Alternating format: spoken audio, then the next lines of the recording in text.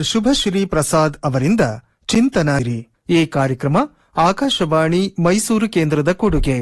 ಅನುಭಾವ, ಈ ಎರಡೂ ಪದಗಳು ಒಂದೇ ಮೂಲದಿಂದ ಬಂದಿದ್ರೂ ಅವು ಒಂದೇ ಅಲ್ಲ. ಅನುಭವವು ಇಂದ್ರಿಯಗಳ ಮೂಲಕ ಹುಟ್ಟುತ್ತವೆ, ಆದರೆ ಅನುಭಾವವು ಮನಸ್ಸಿನ ಮೂಲಕ ಅರಳತ್ತೆ.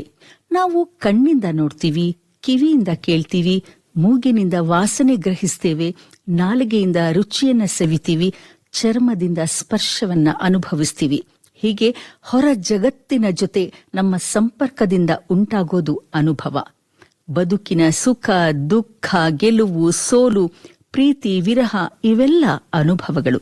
ಆದರೆ ಪ್ರತಿಯೊಂದು ಅನುಭವನೂ ಅನುಭಾವ ಆಗೋದಿಲ್ಲ. ಒಂದು ಘಟನೆ ನಮ್ಮ ಮನಸ್ಸನ್ನ ತಟ್ಟಿ ನಮ್ಮೊಳಗೆ ಇಳಿದು ಚಿಂತನೆಗೆ ಕಾರಣವಾಗಿ ಬದುಕಿನ ಬಗ್ಗೆ ಹೊಸ ಅರಿವನ್ನ ಕೊಟ್ಟಾಗ ಅದು ಅನುಭಾವವಾಗತ್ತೆ.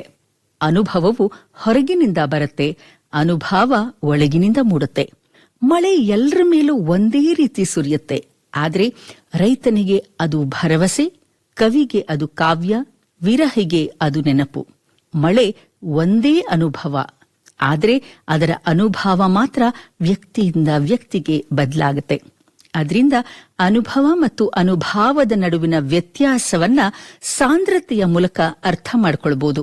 ಅನುಭವ ಹಾಲಾದ್ರೆ ಅನುಭಾವ ತುಪ್ಪದ ಹಾಗೆ.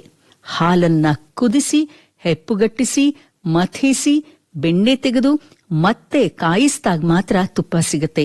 ಹಾಗೆಯೇ ಅನುಭವನೂ ಮನಸ್ಸಿನೊಳಗೆ ಕುದಿದು ಚಿಂತನೆಯ ಮೂಲಕ ಬಸಿದು ಜೀವನದ ಅರ್ಥದ ಜೊತೆ ಬೆರೆತಾಗ ಅನುಭಾವ ಆಗತ್ತೆ.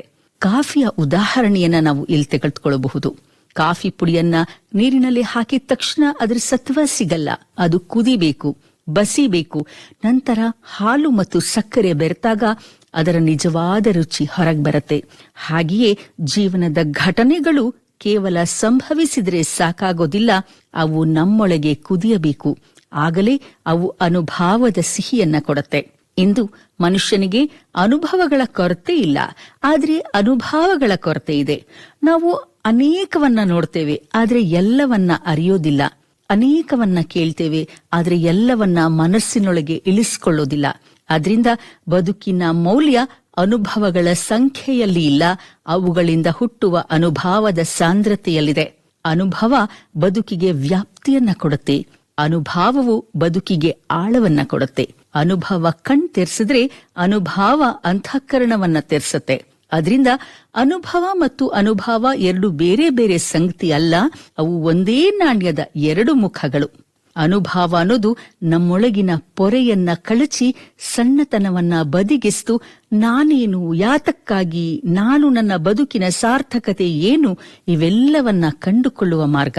ಅನುಭಾವವು ಕೇವಲ ಜ್ಞಾನವಲ್ಲ, ಅದು ಜ್ಞಾನವನ್ನ ಮೀರಿ ಬದುಕಿನ ಸತ್ಯವನ್ನು ಸ್ಪರ್ಶಿಸುವ ಸ್ಥಿತಿ. ಪುಸ್ತಕಗಳು ಮಾಹಿತಿಯನ್ನು ನೀಡಬಹುದು, ಗುರುಗಳು ಮಾರ್ಗವನ್ನ ತೋರಿಸಬಹುದು, ಆದರೆ ಅನುಭವವನ್ನ ಯಾರೂ ಕೊಡೋದಿಲ್ಲ.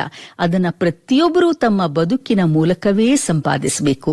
ಅನುಭವ ಹೊಂದಿದ ವ್ಯಕ್ತಿಯ ಮಾತುಗಳಲ್ಲಿ ಬರೀ ಶಬ್ದಗಳಿರೋದಿಲ್ಲ, ಬದುಕಿನ ಸತ್ಯದ ಪ್ರತಿಧ್ವನಿ ಇರುತ್ತೆ. ಆದ್ರಿಂದನೇ ಕೆಲವು ಸರಳ ಮಾತುಗಳು ಕೂಡ ನಮ್ಮ ಹೃದಯವನ್ನ ಆಳವಾಗಿ ತಟ್ಟತ್ತೆ.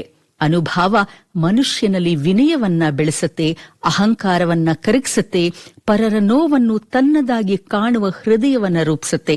ಅನುಭವಗಳು ನಮ್ಮನ್ನು ಕಾಲದೊಟ್ಟಿಗೆ ದೊಡ್ಡವರನ್ನಾಗಿಸಿದ್ರೆ, ಅನುಭವವು ನಮ್ಮನ್ನ ಮಾನವೀಯತೆಯ ಜೊತೆಗೆ ಪ್ರಬುದ್ಧರನ್ನಾಗಿಸುತ್ತೆ.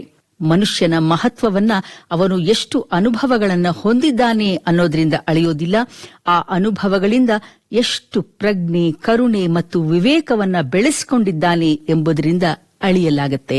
ಇದುವರೆಗೆ ಡಾಕ್ಟರ್ ಶುಭಶ್ರೀ ಪ್ರಸಾದ್ ಅವರಿಂದ ಚಿಂತನ ಕೇಳಿದಿರಿ. ಈ ಕಾರ್ಯಕ್ರಮ ಆಕಾಶವಾಣಿ ಮೈಸೂರು ಕೇಂದ್ರದ ಕೊಡುಗೆ.